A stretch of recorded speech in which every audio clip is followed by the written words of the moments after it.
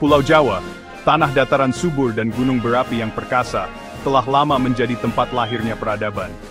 Di antara banyak kerajaan yang berdiri dan runtuh di tanahnya, Kahuripan memiliki tempat yang istimewa. Kisah kita dimulai pada abad ke-11, di tengah abu kerajaan yang runtuh. Kerajaan Medang yang dulu perkasa, tercabik-cabik oleh perselisihan internal, hancur berantakan. Dari kekacauan ini muncul seorang pemimpin visioner, Airlangga, yang ditakdirkan untuk menempa warisan baru. Airlangga, seorang pangeran asal Bali, lolos dari kehancuran yang melanda tanah air angkatnya.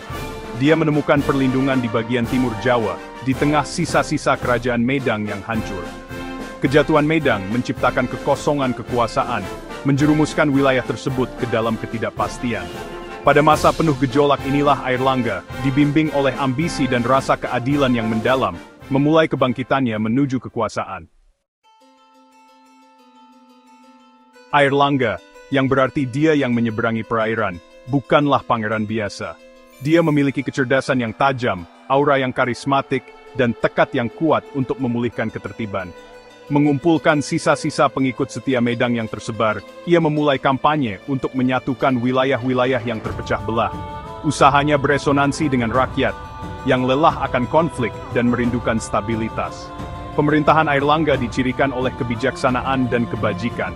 Dia memahami bahwa kekuatan sejati tidak hanya terletak pada kekuatan militer, tetapi juga pada kesejahteraan rakyatnya. Dia memprioritaskan pertanian, menyadari pentingnya dalam menopang kerajaannya.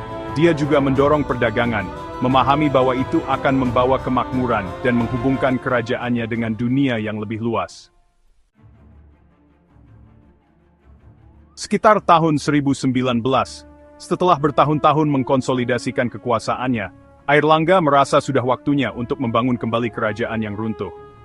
Dia menamai kerajaan barunya Kahuripan, yang berarti tempat kehidupan, atau taman kehidupan. Nama ini mencerminkan visinya untuk sebuah kerajaan di mana kedamaian dan kemakmuran akan berkembang. Ibu kotanya, yang juga bernama Kahuripan, berlokasi strategis di dekat Sungai Brantas, jalur kehidupan untuk perdagangan dan pertanian. Kerajaan Kahuripan meliputi sebagian besar Jawa Timur, membentang dari lembah Sungai Brantas hingga wilayah pesisir. Pemerintahan Airlangga menandai awal zaman keemasan bagi wilayah tersebut. Dia menugaskan pembangunan candi, kanal irigasi dan jalan, meletakkan dasar bagi kerajaan yang makmur dan abadi. Di bawah pemerintahan Airlangga yang bijaksana, Kahuripan berkembang pesat. Perekonomian, yang didorong oleh pertanian dan perdagangan, mengalami pertumbuhan yang belum pernah terjadi sebelumnya. Tanah vulkanik yang subur menghasilkan panen padi, rempah-rempah, dan buah-buahan yang melimpah. Lokasi strategis kerajaan menjadikannya pusat perdagangan maritim, menarik pedagang dari jauh dan luas. Kapal-kapal yang syarat dengan sutra, keramik, dan barang-barang berharga lainnya berlayar dari pelabuhannya, membawa nama Kahuripan ke pantai yang jauh. Pemerintahan Airlangga bukan hanya tentang kemakmuran materi. Dia adalah pelindung seni yang taat dan seorang sarjana. Dia memahami pentingnya budaya dalam menyatukan kerajaannya dan menumbuhkan rasa identitas bersama. Istananya menjadi pusat pembelajaran, menarik penyair, musisi dan seniman dari seluruh Jawa dan sekitarnya. Bagian 5, Pilar Kekuatan Kahuripan. Inti dari kekuatan dan kemakmuran Kahuripan adalah administrasi yang terstruktur dengan baik dan kekuatan militernya. Airlangga belajar dari kesalahan masa lalu, membangun sistem pemerintahan yang kuat. Dia membagi kerajaan menjadi unit administrasi yang lebih kecil, masing-masing dipimpin oleh pejabat terpercaya. Sistem desentralisasi ini memastikan tata kelola yang efisien dan memungkinkan dia untuk mempertahankan kendali atas wilayahnya yang luas. Untuk melindungi kerajaannya dari ancaman eksternal, Airlangga mempertahankan tentara yang kuat dan disiplin. Dia mengerti bahwa perdamaian hanya dapat dijamin melalui kekuatan. Kampanye militernya, meskipun sebagian besar bersifat defensif, cepat dan tegas, membuatnya mendapatkan rasa hormat dari kerajaan-kerajaan tetangga. Bagian 6, Jantung Kebudayaan Jawa. Kahuripan, di bawah perlindungan Airlangga, menjadi mercusuar budaya Jawa. Apresiasi raja yang mendalam terhadap seni menyebabkan berkembangnya sastra, musik, dan tari. Bahasa Jawa, yang diperkaya oleh pengaruh Sanskerta, menemukan suaranya dalam puisi-puisi indah dan kisah-kisah epik. Yang paling terkenal adalah Arjuna Wiwaha, sebuah puisi epik yang digubah oleh pujangga istana Empu Kanwa, yang menceritakan kisah perjalanan pertapa Arjuna dan pertempurannya melawan kejahatan. Candi-candi, megah dan agung, berdiri di seluruh kerajaan, bukti keterampilan arsitektur dan artistik pada zaman itu. Candi-candi ini dihiasi dengan ukiran dan pahatan yang rumit, berfungsi sebagai pusat ibadah, pembelajaran, dan pertemuan komunitas. Mereka berdiri hari ini sebagai pengingat abadi akan kecemerlangan budaya Kahuripan. Bagian 7, bisikan perselisihan, benih kemunduran.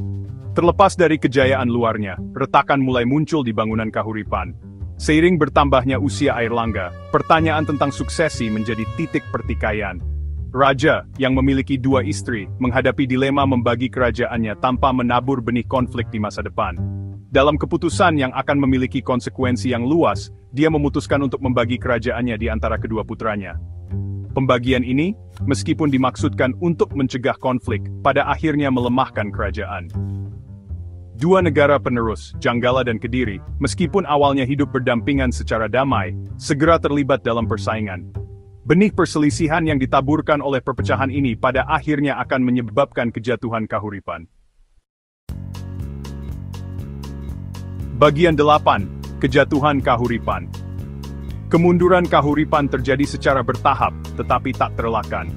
Kerajaan yang dulu bersatu, kini terpecah, tidak dapat mempertahankan kejayaannya sebelumnya. Negara-negara penerus yang dilemahkan oleh perselisihan internal dan tekanan eksternal, akhirnya diserap oleh kekuatan-kekuatan lain yang sedang bangkit di Jawa.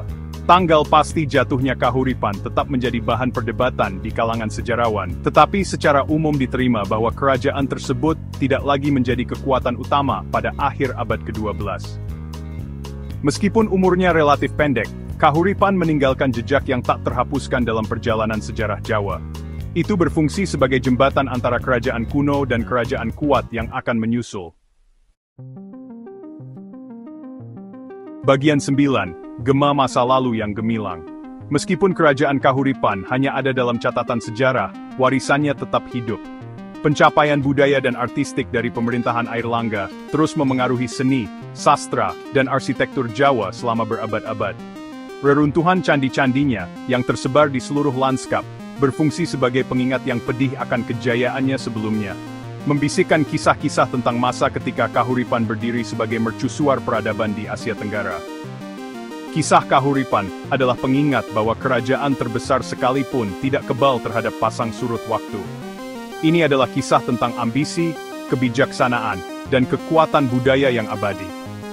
Ini adalah kisah yang terus beresonansi dengan kita hari ini, mendesak kita untuk belajar dari masa lalu dan berusaha untuk membangun masa depan yang lebih baik.